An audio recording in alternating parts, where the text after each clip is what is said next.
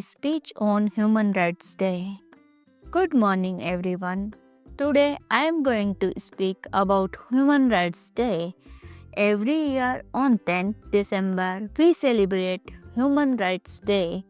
This day reminds us that all people are equal and everyone has some basic rights. What are human rights? Human rights are the basic rights we get just because we are human. These include the right to live, the right to study, the right to speak, and the right to stay safe. These rights do not depend on religion, caste, money, language, or gender. Whether someone is rich or poor, boy or girl, young or old, everyone has human rights. But even today, many people do not know their rights.